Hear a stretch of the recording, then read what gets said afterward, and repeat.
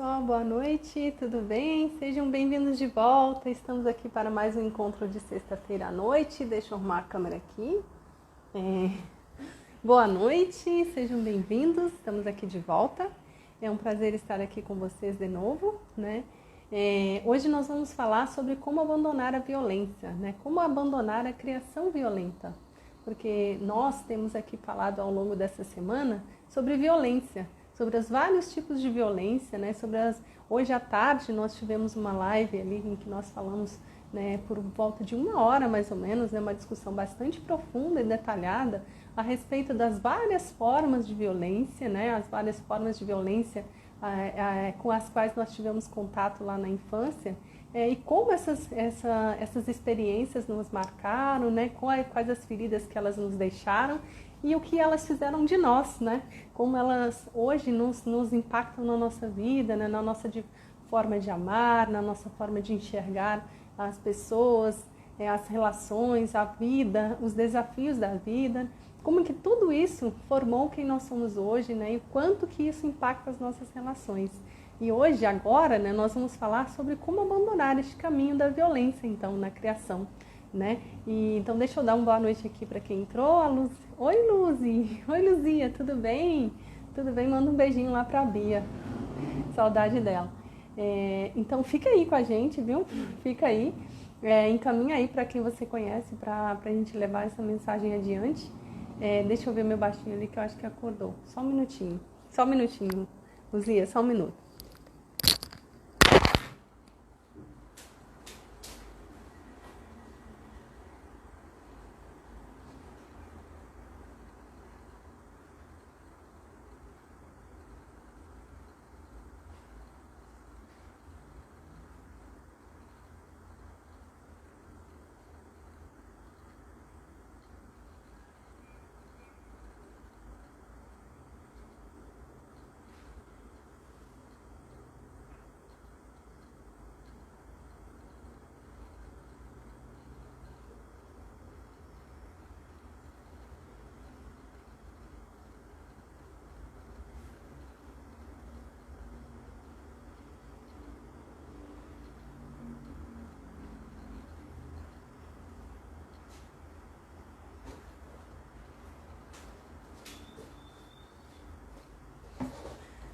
Opa, me desculpe aí, gente, me desculpe, Luzia. O Miguel acordou ali, como a gente está falando hoje de um tema tão importante, né? Eu fui lá dar uma atenção para ele primeiro antes de continuar. Então hoje nós vamos falar sobre como abandonar a violência, como abandonar a criação violenta, né? O caminho da violência na criação dos filhos. Deixa eu pegar aqui o fone.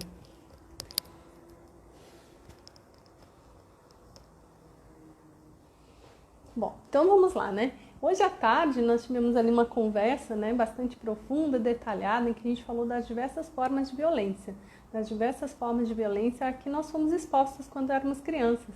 Algumas, né, violências cometidas diretamente contra nós, outras que a gente via, né, e acabava ali se tornando algo corriqueiro na nossa vida e que passou para nós algumas mensagens a respeito da forma de amar, né, de se relacionar e fez, né, algumas feridas em nós, criou algumas crenças e hoje possivelmente dita aquilo, né, que nós somos, né, a forma como nós nos relacionamos, a nossa forma de amar, de expressar amor, né, de nos relacionarmos com as pessoas, especialmente com os nossos filhos, né? E hoje, agora, nós vamos falar sobre como abandonar esse caminho, então, como abandonar esse caminho, toda essa bagagem que a gente aprendeu, né, na nossa infância e ao longo da nossa vida a gente foi confirmando, reforçando nas nossas relações e em volta, né, a nossa volta, vendo e achando tudo muito natural, porque é algo que fez parte da nossa base, né, daquilo que foi a nossa base de criação lá atrás. Antes de tudo, eu quero, né, recordar aqui que tipo de violência, então, né, nós estamos tratando aqui, de qual tipo de violência. Como eu comentei hoje à tarde, né, nós temos ali a violência física, a violência sexual, o abandono afetivo e material, e a violência psicológica, né, a violência emocional, o abuso emocional. Então, todo esse tipo, né, de violência é o que nós estamos falando aqui. E eu falei ali também sobre a importância de a gente dar atenção ao tema violência emocional, porque a violência física, a violência sexual e o abandono, né, são temas muito debatidos, né, e muito já internalizados para nós como algo inaceitável, como algo que fere os nossos princípios. Mas às vezes a violência emocional, o abuso emocional, por ser às vezes muito sutil e silencioso, e às vezes fazer parte das relações que nós estamos, a gente acaba não identificando como atos violentos, né, como algo que pode ferir, machucar e às vezes, né, marcar os nossos filhos para a vida toda. Oi, Edinalva, tudo bem? Obrigada, Edinalva, por participar. Então, a violência emocional, ela acaba sendo, né, um tipo de violência que a gente, né, aqui está dando maior atenção porque a gente está vendo que ainda não está tão claro para a nossa sociedade que isso causa muita dor, causa muita ferida, né? E nós, uma geração marcada por essa violência, cabe a nós, né, propagar essa mensagem, levar essa mensagem adiante e buscar, né, reverter este quadro em que as relações são, às vezes, muito abusivas e violentas e a gente não se dá conta disso. A gente acha tudo muito natural. Às vezes a gente sofre calado, sofre porque já se acostumou a sofrer e às vezes nem sente que está sofrendo mais. Mas então, né, a gente falou da violência emocional, que são às vezes cometidas, atos cometidos por meio de palavras, ações, gestos, omissões, né? Por exemplo, a opressão, a repressão excessiva, o excesso de exigência, a comparação, a rotulação dos filhos, né? As falas que levam a criança a achar que ela não é capaz, as falas que ridicularizam as emoções e os sentimentos das crianças, ridicularizam a sua imaturidade, né? As falas que expressam não aceitação da criança como ela é, as falas que criticam a criança por ser criança, né? E às vezes a gente quer que a criança seja adulto quando nos interessa e a gente não a trata como adulto, né, quando também nos interessa. Então tudo isso está nesse pacote aí que a gente chama de violência e uma comunicação violenta também, né? Atrelada a tudo isso, uma comunicação muito violenta, em que a gente não manifesta as nossas necessidades, a gente faz julgamentos de tudo, a gente não olha para o outro com um olhar, né, voltado para o outro, a gente olha para o outro com um olhar voltado para as nossas necessidades, as nossas frustrações, as nossas angústias, e aí a gente projeta nos filhos tudo isso e espera que eles supram essas necessidades, essas frustrações. Tudo isso é violência. São atos violentos que vão trazer muitos efeitos ruins, prejudiciais para a criança, para a sua saúde emocional, podendo levar, às vezes, por exemplo, ao suicídio na fase de adolescência ou até mesmo na infância, né? Que a gente tem visto aí algumas notícias sobre suicídio infantil. E tudo isso pode estar relacionado a um lar em que há muita opressão, muita repressão, essa violência aí silenciosa que às vezes passa desapercebida, né? Então é esse tipo de violência que a gente está falando, né? E por que a gente deve abandonar a violência? Por que a criação baseada na violência não a gente não aceita aqui? Por que eu não aceito? Por que eu estou defendendo essa bandeira de abandonar a violência? E aí não estou falando só da violência física, da violência sexual, da violência do abandono. Estou falando de todo tipo de violência, né? Por que isso? Porque isso fere, né? Isso fere, isso pode matar, pode levar uma pessoa ao suicídio, a falta de amor total, a falta de amor próprio, né? Ao ponto de ela não se ver sentido na vida, ao ponto de ela querer morrer, ao ponto de ela desistir das relações, desistir dela mesma, né? E se suicidar, né? Isso é o extremo, né? O ato mais extremo que a gente pode ver, mas tem muitas outras coisas, né?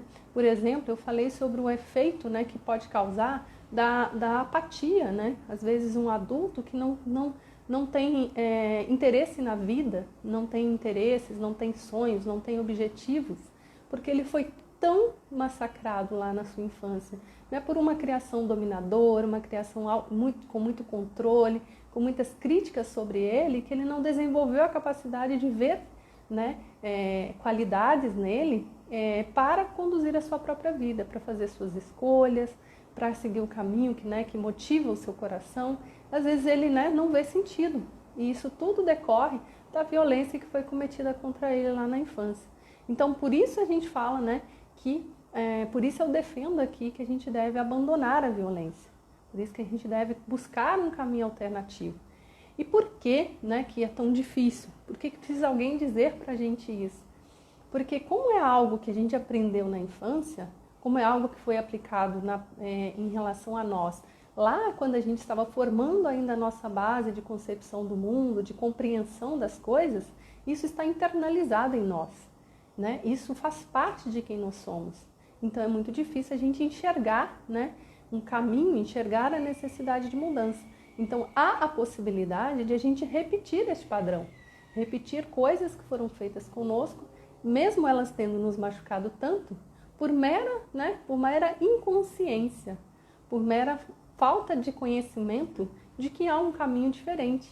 Porque o único caminho que nós conhecemos foi o caminho da violência. E o único caminho, né, a única forma de expressão de amor que nós aprendemos foi essa, através da palmada, né, através da repressão, através do controle excessivo, através da anulação de quem nós éramos, né? Criança não tem direito a nada, criança não tem voz.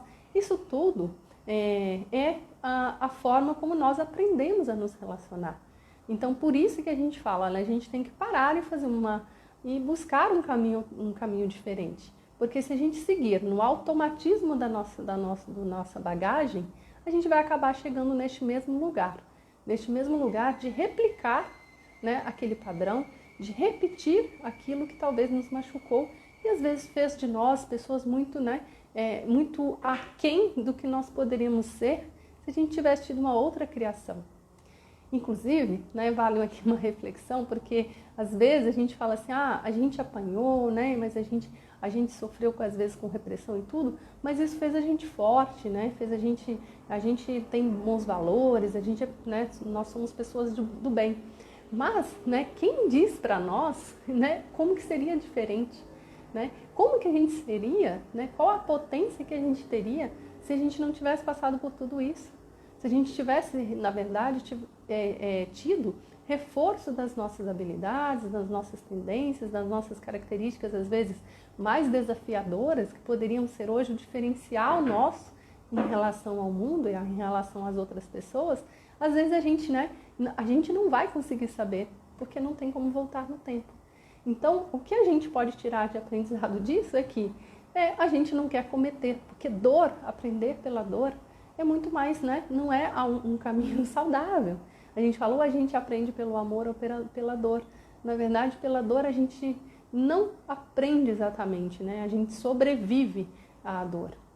Então, por isso que a gente por isso que a gente deve parar, avaliar e escolher um caminho alternativo, um caminho além da violência, um caminho diferente da violência. E como que a gente vai construir isso, já que a gente foi tão marcado então pela violência? Como que a gente vai fazer essa mudança, né? Sair desse automatismo das relações baseadas na violência, na comunicação violenta, para um caminho de respeito, de acolhimento, né? De não violência. Como que a gente vai fazer isso? Oi, Beta, tudo bem? Obrigada por participar. Então hoje eu vou trazer, eu trouxe aqui, né, um caminho, né? Como que a gente faz para sair deste lugar de violência, deste lugar de repetição do padrão que nós recebemos, que nós aprendemos, para um lugar, né, de amor, de acolhimento, de afeto, né, de não violência. Né? Como que a gente vai fazer esse caminho? Então eu quero trazer aqui para vocês algumas reflexões. A primeira delas, né? O que primeiro a gente deve fazer, já que a gente quer sair deste lugar? A primeira coisa é a consciência. A gente tomar consciência de que a gente está num lugar de violência, que a gente está num lugar de uma criação violenta. Então a consciência é o primeiro passo Para isso a gente pode buscar, né, aí tem vários acessos para a gente, né, se tornar consciente. Outra coisa é o autoconhecimento, porque a gente precisa conhecer a nossa história e curar as nossas feridas. Aí sim a gente vai desativar o automático. Quando a gente tomar conhecimento de quem nós somos, né, o que foi feito de nós, né, como que nós estamos sendo guiados aí pelas nossas feridas e quais são essas feridas, aí a gente vai começar a fazer o caminho da cura, o caminho da mudança, né? Então, o conhecimento, o autoconhecimento vai nos proporcionar este primeiro passo. E aí, uma vez que a gente faz essa busca, né, da nossa história, resgatar a nossa história, né, ter contato com a nossa história, a gente vai começando a desativar o automático, porque a gente passa a ficar mais atento, mais alerta à repetição daquilo que a gente, né, aprendeu. Quando a gente repetir, a gente vai sentir que está repetindo, porque a gente vai, né, experimentar aquela dor que a gente viveu lá atrás e a gente vai saber, né, que a gente está no caminho da repetição. Então, a consciência, né, e o autoconhecimento e a cura das próprias dores é o primeiro passo que a gente pode dar. E aí, com isso, a gente consegue dar o primeiro, né, aí começar a desativar esse piloto automático. E para desativar o piloto automático, né, né, essa é a ideia, é a gente sair do automatismo da nossa bagagem cultural e emocional, a gente tem aí alguns passos. A primeira coisa é a gente aprender a observar. E aí observar tanto o que está fora quanto o que está dentro, né? Está fora de nós, né? Por exemplo, as ações dos nossos filhos, as ações das pessoas em nossa volta, a gente passar a observar. Observar antes de julgar, observar antes de agir, observar antes de reagir. E aí, quando a gente observa, a gente também, né, tem a oportunidade aí de nos observar observando. Então, quando a gente, né, vê ali, a gente passa a observar as situações, a gente pode também observar o que aquelas situações despertam em nós. Então, é a observação da nossa observação. A gente perceber o que nós sentimos quando a gente está olhando para aquela situação. E a gente, antes de julgar, antes de reagir, a gente pensar, né, que ali, né, naquela situação tem pessoas que também têm suas bagagens. E também a gente olhar, aquilo despertou em mim um sentimento de raiva, um sentimento de frustração, um sentimento de medo, de angústia. Por que isso? E a gente começa a construir esse caminho aí da consciência. Oi, Patrícia, tudo bem? Oi, Cris. Oi, Caio, tudo bem? Então, a observação, né? E aí a gente faz essa observação das situações, se observa, né? A gente observar como que isso está dentro de nós, como que aquela situação é recebida por nós, o que ela provoca em nós e quais os sentimentos que vêm. E aí a gente se permitir sentir e não reprimir esses sentimentos. Pode ser que alguma situação nos desperte muita raiva, muito ressentimento, muita frustração. E a primeira coisa que a gente quer fazer é fugir daquele sentimento. A gente quer, né, sair correndo, a gente não quer ter contato com aquele sentimento, porque muitas vezes eles são dolorosos. Então a gente se permitir sentir, porque se a gente sentir, a gente vai querer, né, corrigir, a gente vai querer encontrar uma solução. Se a gente foge do sentimento que a gente está tendo ali, a gente foge da oportunidade de tratar aquela dor, aquela ferida que está causando aquele sentimento. Então, observar, se observar, observando, sentir, se permitir sentir.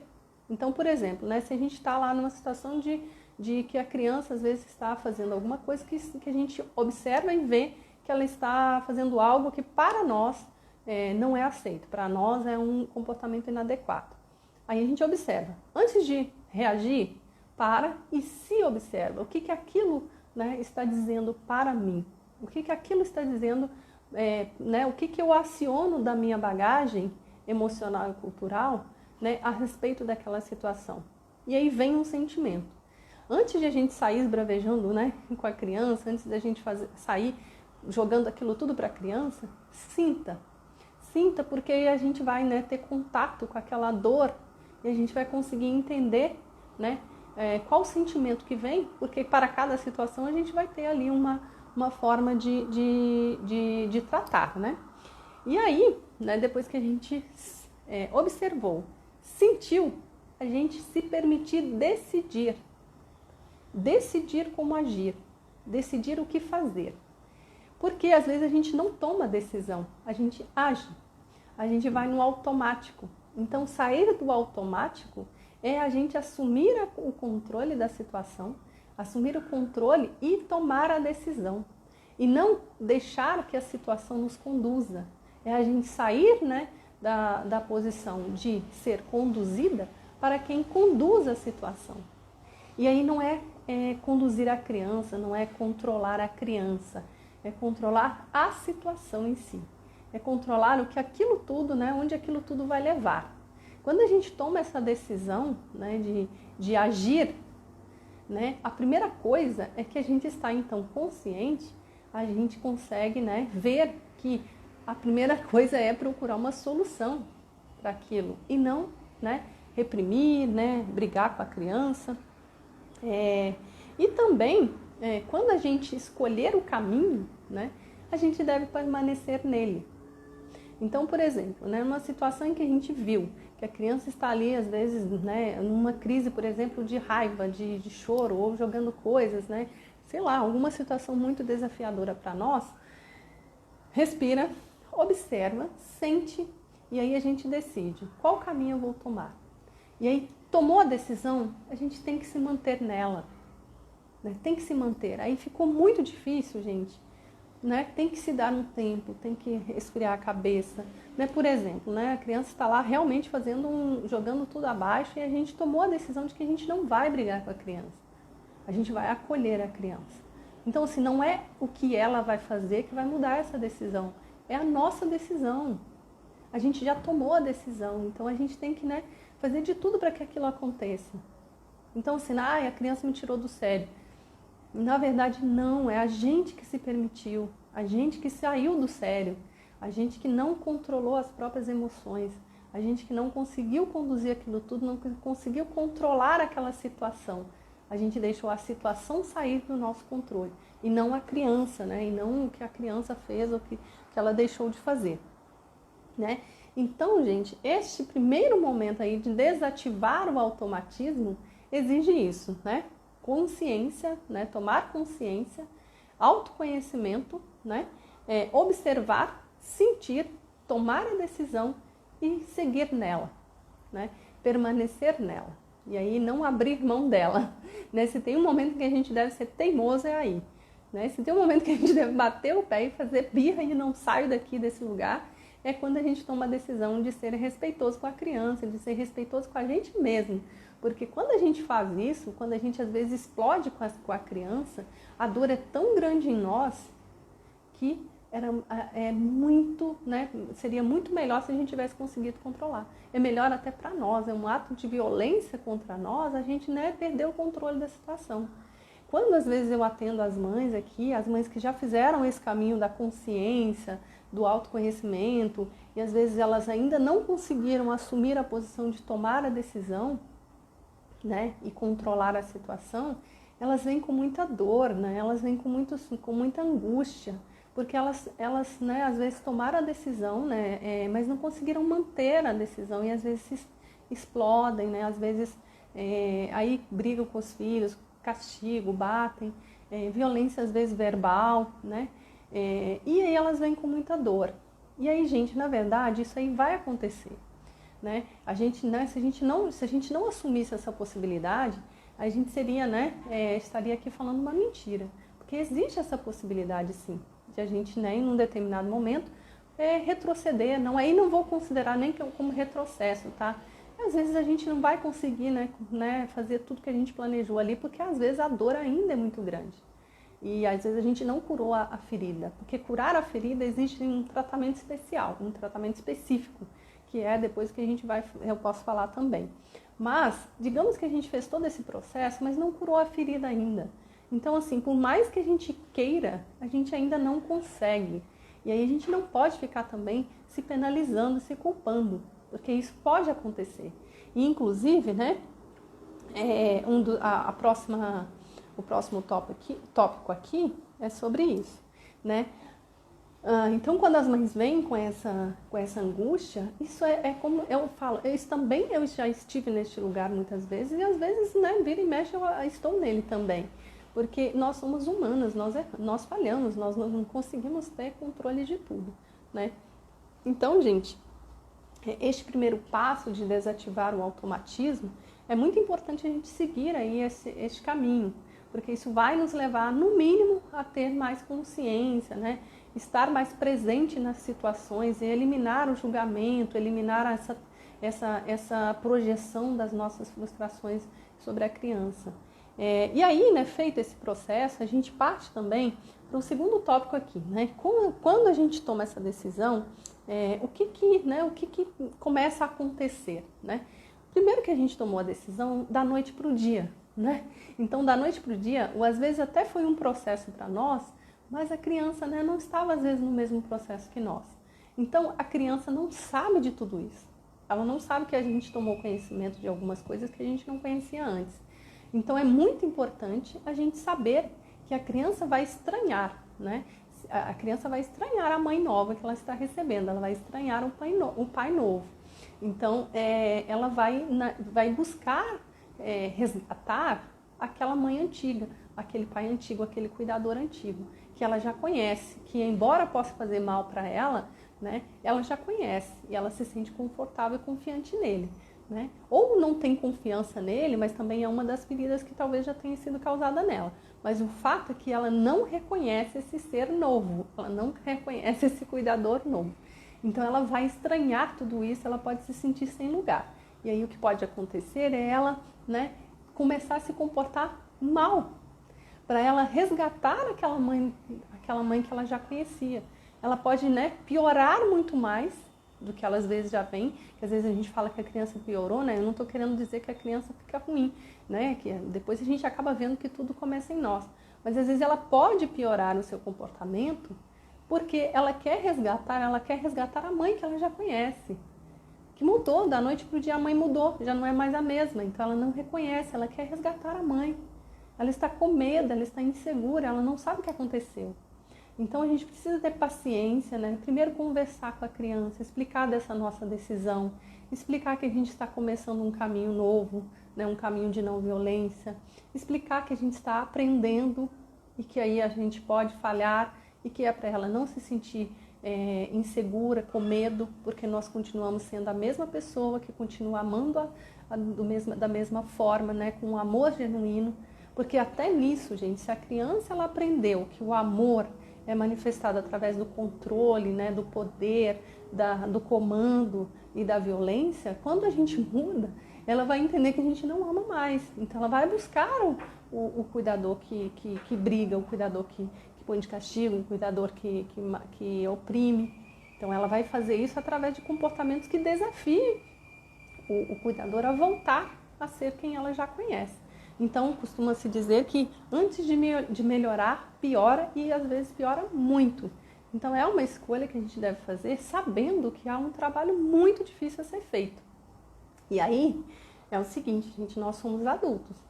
A gente pode doer em nós, vai doer em nós, mas a gente tem obrigação de fazer essa escolha e assumir, porque a criança não sabe escolher ainda, ela não sabe o que aconteceu. Mas a gente escolhe se doer e se der trabalho, se a gente tiver que chorar todos os dias, que a gente chore, que a gente vá buscar cura, mas isso é responsabilidade nossa, né? Isso não dá para a gente transferir para a criança e dizer, olha, eu estou fazendo de tudo e a criança não melhora. Muito pelo contrário, ela está piorando. Isso vai acontecer sim, pode acontecer sim, mas aí que está, né? É a nossa escolha, nós somos os adultos da relação. Cabe a nós manter essa decisão que a gente escolheu. E não importa o que a criança faça, a mensagem que a gente vai ter que continuar passando para ela é de amor incondicional. Então, em conclusão, o que a gente pode tirar dessa reflexão é o seguinte, tudo começa em nós, né? Tudo começa em nós e nós somos a prioridade. Eu costumo dizer assim, para mim, a criação, ela tem como preocupação a criança. mas o foco é o adulto. O foco de tudo, né, é o adulto. Por quê? Porque não adianta a gente olhar para a criança, querer consertar a criança, querer melhorar o comportamento da criança, porque se o adulto está ferido, o adulto está doente emocionalmente, o adulto está mal, o adulto não consegue conduzir essa relação bem. Então a criança não tem onde se espelhar, né? Então a criança que na infância, né, ali na infância dela, ela tende a agir por repetição. Se ela está vendo um adulto doente, um adulto que não tem controle de si mesmo, um adulto que grita, um adulto que teima, um adulto que faz birra, ela vai repetir tudo isso. Então, a nossa preocupação deve ser com a criança, com o bem-estar, com a saúde dela, com a saúde emocional dela. Mas o foco é o adulto. Isso vale para qualquer coisa, tá? Eu fiz terapia por muito tempo, eu já morei, tem uma fase da minha vida em que eu morei numa comunidade muito carente, né, e até muito perigosa, né? Era realmente, lá em BH a gente fala favela, né? E aí depende do lugar. Eu já morei num lugar assim e eu via, né? Eu sempre fui muito atenta a isso, a observar. E eu via, né, o quanto que aquelas pessoas que às vezes tinham comportamentos criminosos, né, atitudes criminosas, o quanto aquelas pessoas eram feridas, marcadas por feridas de infância, marcadas por uma vida inteira de violência contra elas. E aí elas repetiam. Então, assim, o foco deve ser o adulto. O adulto é que tem que se tratar, não são as crianças. As crianças só aprendem. Né? A criança nasce aqueles rostinhos bonitinhos, aquelas mãozinhas pequenininhas. Ela não nasce com isso tudo que a gente, né, que depois a gente vê a criança, às vezes, o adulto, né, fazendo. Então, e às vezes a própria criança ao longo do tempo aí vai se tornando às vezes uma criança mais rebelde, né, desafiadora e tal. É o adulto que está ali como um espelho para ela. É o adulto que está orientando a criança. Então por isso que eu falo que o foco deve ser o adulto, né? Tudo começa por nós e a prioridade somos nós. A prioridade é o nosso interior, é a nossa criança interior. Então, o que a gente deve fazer? Valorizar a nossa história e aprender com ela. Se nós fomos vítimas de violência, se nós fomos vítimas de qualquer tipo de violência, nós temos que olhar para esse passado, para essa história que nós temos, valorizar isso, né? De alguma forma, valorizar a vida que os nossos pais nos deram, valorizar a oportunidade que a gente teve de estar aqui, né? E de poder construir aqui uma outra relação com uma criança, com alguém que a gente vai poder, né, formar, né, com outras referências e outros valores, né, valorizar essa história e aprender com ela. Aprender com ela significa a gente tomar consciência da violência que foi cometida com a gente e não repetir, né, e não propagar, e não dar continuidade. Porque é muito confortável para nós a gente repetir, né? Porque a gente não faz esforço nenhum, né? A lei do menor esforço, se a gente for olhar, é a que rege a humanidade, é a que rege a nossa vida, né? Como sociedade, é a lei do menor esforço. Então a gente tende a querer o menor esforço, a gente tende a querer o caminho mais fácil. Então vamos aprender com a nossa própria história, valorizar as nossas feridas, né? As nossas dores, porque elas também nos trouxeram até aqui com a oportunidade de fazer diferente. Né? Então, ser a prioridade, né? A prioridade tem que ser nós, né? Claro que a gente não vai negligenciar a criança. Claro que a gente não vai negligenciar, por exemplo, se a situação chegou a um extremo, né, de a criança às vezes estar com distúrbios comportamentais e psicológicos em função da relação que ela teve. Claro que a gente não vai negligenciar cuidados necessários da criança, mas a prioridade tem que ser nós. Se tem alguém primeiro que ir ao médico, temos que ser nós. E aí o médico, né, o médico pode ser, né, o psicólogo, pode ser o terapeuta, né, qualquer tipo de terapia que a gente conheça, né? Se for necessário, a gente tem que ir ao médico. Então, e aceitar a nossa humanidade, nossa falibilidade e a nossa realidade. Aceitar a nossa falibilidade é aceitar que a gente não vai mudar a chave da noite para o dia e amanhã a gente não vai nunca mais sair, né, perder o controle, que a gente não vai mais gritar, que a gente não vai mais fazer repressão. Aceitar que a gente é falível, que a gente é passível de falhar. Aceitar a nossa humanidade, né? E aceitar também a nossa realidade. O que acontece, né? Aqui, falando de realidade, eu posso falar, né, como mãe solo. Como mãe solo, né, e aí eu não me vitimizando, porque não quero me vitimizar e não quero vitimizar nenhuma mãe solo, mas às vezes, neste momento agora de quarentena, de pandemia, tem se tornado um grande desafio para nós, porque a gente está em casa sozinha, às vezes, né, chega a ter um esgotamento emocional muito grande, porque a criança demanda a gente o tempo inteiro. Então, a gente aceitar que a nossa realidade exige algumas adaptações é importante. Então, por exemplo, quais adaptações, né? O Miguel dorme cedo, no meu caso aqui, né? O Miguel dorme cedo, então eu decidi, né, que eu vou trabalhar de noite, porque durante o dia não seria saudável para nós eu ficar ali tentando administrar as demandas dele e também as minhas demandas de trabalho, porque eu não estava bem com aquilo. Então, eu aceitei que na minha realidade não adianta eu querer, né, às vezes, ali, né, desenvolver uma habilidade ainda com o Miguel, de desenvolver uma habilidade com ele, de ele entender que eu tenho meu horário de trabalho, que eu às vezes preciso ficar no trabalho, porque naquele momento, né, naquele momento de esgotamento emocional, de demanda excessiva dele, porque ele está o dia inteiro comigo, seria muito difícil para mim. Então, assim, eu não quero colocar na minha rotina, no meu dia a dia, mais um peso, porque realmente se a gente quiser, a gente consegue desenvolver habilidades nos filhos, nas crianças, mas a gente precisa se empenhar para isso, né? E precisa aceitar que a criança também não vai, né, receber aquilo de uma hora para outra, né, e vai reagir muito bem. A gente tem que aceitar que ela pode, sim, ter dificuldade com aquele aprendizado. Então, eu aceitando a minha realidade de mãe solo, que não tem rede de apoio, que está sozinha em casa e que tem um esgotamento emocional, eu decidi que não vou trabalhar durante o dia, não trabalho durante o dia enquanto eu estiver, né, com o Miguel ali, ainda nessa fase ainda tão pequeno, né, que pode me demandar. Pode parecer para alguém de fora, nunca vi isso, né, a criança vai entender que a mãe não trabalha. Para mim foi necessário, porque para mim era mais uma demanda, né? Então a gente aceitar a nossa realidade é muito importante. Então, né, e outra coisa também aceitando a nossa falibilidade, a gente se perdoar, né, a gente se acolher e a gente se permitir tentar e repetir e tentar de novo, tentar 1 milhão de vezes se for necessário, né? Recomeçar todos os dias se a gente achar que não, né, que tentei hoje e não foi, tentei amanhã também, vou tentar amanhã e também se não der, vou tentar de novo e de novo e de novo. Ou seja, eu vou conseguir mudar esse padrão de violência porque eu não vou desistir antes de conseguir. Eu vou tentar 1 milhão de vezes, mas eu vou conseguir.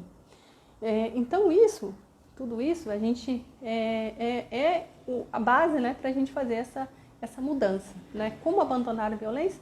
Fazendo tudo isso aí, assumindo tudo isso. E é trabalhoso, gente, é muito trabalhoso, né? É muito trabalhoso mesmo. Criar filhos não é trabalhoso. E não é assim, a criança... Tem até uma frase, né, que o pessoal coloca aí, que criança não trabalha, criança dá trabalho. Assim, até não gosto muito dessa frase, porque dá a entender, né, que criança só dá trabalho. Mas não é isso, na verdade, né, se a gente for entender assim. Criança dá trabalho sim, mas a gente, né, tem o compromisso de se empenhar ao máximo para a gente fazer com que isso funcione, né, essa criação funcione e funcione bem para ela, né, com a preocupação com ela e não para nós, né, e não com o nosso bem-estar, né, com a nossa felicidade aí, né, com a nossa, qualquer que seja a nossa referência de felicidade. Então, né, feito todo esse processo, a gente vai então para quê? Para uma criação, né, que eu defendo aqui, a minha bandeira de uma criação consciente, acolhedora e não violenta. Por que uma criação consciente, para começar, né? Consciente porque a gente aí vai envolver a consciência do adulto sobre ele mesmo, né, da mãe, né, ou do pai, ou do cuidador sobre ele mesmo, né, que é o autoconhecimento, o conhecimento da criança, das suas fases de desenvolvimento, das suas particularidades e, né, no caso, o conhecimento sobre ferramentas, recursos que possam ser utilizados para substituir esse padrão que nós temos. Porque, gente, não tem como adquirir um hábito novo e não tem como fazer algo novo se o que a gente aprendeu a gente não, né, não serve, mas também a gente não aprendeu outra coisa. Então, assim, a gente precisa ter recursos para substituir aquilo que a gente já sabe, que a gente vem usando e que não está funcionando, né? E que não é, que a gente não quer propagar, que a gente não quer dar continuidade. Então, o conhecimento é muito importante para isso. Tanto para a gente identificar e saber que a criança, né, tem as suas particularidades, a gente conduzir a criação levando em consideração as particularidades da criança, como também para a gente ter recursos, né, para lidar com os desafios que ela vai apresentar. E, né, como eu comentei, o autoconhecimento, né, o conhecimento de nós mesmos, das dores que nós temos, das feridas que nós temos, das necessidades que nós temos, do nosso temperamento, dos nossos limites. Porque nesta relação vão ter duas pessoas, né? Duas pessoas que precisam, né, se respeitar mutuamente. Não é a gente só respeitar a criança, é a gente, né, também nos respeitar, é nós nos respeitarmos, respeitarmos a criança e a criança também. Ela se respeitar e respeitar também a nós. Então, a criação consciente, né, ela parte desse consciente aí tem esse sentido, né, para mim. Dá para a gente aprofundar mais e desenvolver mais, mas basicamente é isso. É uma relação, né, em que o adulto da relação ele está consciente dele mesmo, está consciente da criança e ele busca conhecimento e ferramentas que permitam que ele conduza essa relação, né, de forma diferente daquela, né, que ele já aprendeu no automatismo, que é a criação violenta. Então, o adulto vai buscar tudo isso para conduzir essa relação de forma consciente, né? Nada que ele seja conduzido, ele vai conduzir essa relação de forma consciente, né? Então, e acolhedora, porque a gente acolhe a criança como ela é, a gente acolhe as particularidades da criança, a gente aceita a criança com todas as suas, né, toda a sua plenitude e singularidade, né? E aí a gente tem empatia com a criança, porque até uma coisa muito importante quando a gente fala de comunicação, né, empatia, é a gente assim, olha, não dá pra gente ter uma relação com uma criança oferecendo a ela tudo aquilo que a gente queria que fosse feito com a gente, porque a criança não é a nossa extensão, ela não é a nossa réplica, ela é alguém que tem interesses próprios, desejos próprios, sonhos próprios, ela tem a sua própria forma de enxergar a vida, né, as relações, ela tem as suas próprias demandas. Então não dá pra gente querer ser com a criança aquilo que a gente quer, que a gente gostaria que fosse com a gente. Senão a gente está, né, projetando na criança aquilo que é nosso. Então, eu até comentei isso hoje à tarde também, isso é um tipo de violência. Então, o acolhimento é isso, é acolher a criança como ela é. Acolher a criança com tudo que ela vem trazendo com ela. E não violenta, né? O que é uma relação não violenta? Uma criação não violenta? Parte de uma relação que se baseia no respeito mútuo, no diálogo, na comunicação gentil, firme porém afetuosa, firme porém gentil. Né? O que é uma comunicação, né? Uma postura firme porém gentil? Por exemplo, né? Se a gente tem determinadas situações em que a gente tem que interferir, né? Para resguardar a segurança da criança, a sua saúde, a sua integridade. E aí, por exemplo, se a criança está subindo num lugar que é perigoso demais para ela, por mais que a gente queira desenvolver autonomia, equilíbrio, qualquer coisa do tipo, a gente está vendo que é perigoso para ela, então a gente precisa ser firme. Mas firme não quer dizer que a gente não vai ser gentil. Então a gente vai conduzir aquilo gentilmente, né? Respeitando a criança, o interesse dela por aquela aventura, por aquela descoberta, porém sendo firme o suficiente para afastá-la daquele risco, para afastá-la daquela exposição, né? Para manter a sua segurança, a sua integridade física, né? Diante daquele risco. Então, ser firme e gentil é isso. A gente mantém a nossa posição, né? A gente mantém a nossa decisão, porém a gente é firme. Então a gente não vai lá gritar com a criança para descer. A gente vai lá gentilmente, né, pedir para ela, falar, olha, meu filho, isso aqui é perigoso para você, a mamãe sabe que você quer explorar, que você quer descobrir, mas neste caso aqui, deixa a mamãe te descer e a gente vai, a mamãe pode, né, ir construir com você uma outra forma de a gente explorar isso aí, tá? Então assim, a gente é firme, mas a gente é gentil também. Tem várias outras, né, outros exemplos disso. E a criança, né, nessa relação aqui que eu falo, né, de uma criação consciente, acolhedora e não violenta, a gente tem que aceitar que a criança tem voz, que a criança tem lugar, que a criança tem espaço, que a criança é dona da vida dela, que ela tem ali a sua, né, ou que ela tenha minimamente, né, a condição de conduzir a sua própria vida, né? Isso minimamente, claro, gente, eu não estou dizendo aqui que a gente deve abandonar a criança à própria sorte, que a gente deve abandonar a criança às suas próprias escolhas. Aos poucos a gente vai construindo as possibilidades de escolha, mas o que eu estou dizendo é que a criança tem que ter voz na relação, a criança tem que ter lugar, ela tem que ter espaço, ela deve ser considerada, né? Ela não pode ser simplesmente objeto de todas as nossas decisões, né, que não a consideram. Então, uma relação acolhedora e não violenta para com a criança pressupõe que a gente acolha a criança como ela é e dê espaço para ela ser quem ela é e para ela trazer para a gente tudo aquilo que ela, né, que é importante para ela. E isso é muito interessante a gente pensar que até mesmo questionar e nos contestar é um direito da criança e é bom para nós, é bom para a relação, né? A gente que tem filho aí muito contestador, a gente vai entender ao longo né, dessa relação que isso é muito bom para nós, né? Dentro de uma relação consciente é muito bom para nós, porque nos faz refletir, nos coloca à prova, né? Nos coloca aí para pensar, para a gente refletir sobre o que nós estamos fazendo é bom ou não, se está certo ou não, se está no caminho bom ou não, né? É que, né, até usando essas expressões, mas até sabendo que não existe certo ou errado, que existe às vezes, né, que não existe ali o bom ou ruim, que na verdade existe uma escolha. Mas a criança contestadora que nos contesta e nos desafia às vezes a pensar, ela está ajudando também essa relação a amadurecer, essa relação a melhorar, né? A aprimorar essa relação. Então, tudo isso é o que a gente fala de uma criação consciente, acolhedora e não violenta, que é o que vai substituir aí, né, a criação violenta, a criação que a gente conhece, né, que foi aplicada conosco e que nos machucou tanto. Então, gente, é isso. É isso que eu queria trazer hoje.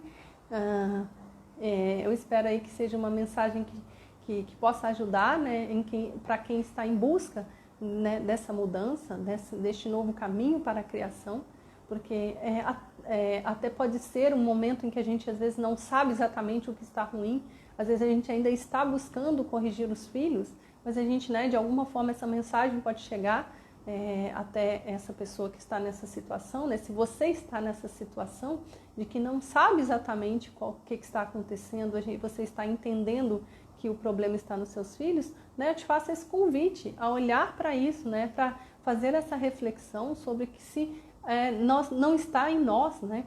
Se tudo que a gente está tendo de errado aí com a criança, talvez é um olhar que a gente tem que fazer para nós, né? Talvez não, é o que eu digo. Está em nós, tudo começa por nós. A prioridade, né, tem que ser nós, tem que ser o nosso interior, tem que ser a nossa criança interior. Tá bom? Então é isso. Eu espero que tenha ajudado. E na terça-feira a gente continua, né, nas nossas conversas aqui. Na quinta de manhã, que tem aí o Despertar Criança, que é um olhar voltado para as mães, né, a criança interior da mãe, né, aqui as suas angústias, as suas dores e feridas emocionais que ela traz lá da infância. Porque a criação, ela tem esse, como eu comentei, né, ela tem esse foco na mãe, no cuidador, né, no pai, em quem cuida, porque é a partir de nós que nós vamos construir a criança que nós queremos, né, que nós buscamos que ela possa ter referências de nós. Então, é isso, né? Espero vocês na terça de noite, nas 21 horas, na quinta, às 7 horas da manhã e na sexta de novo, tá bom? Obrigada, um beijo e até lá.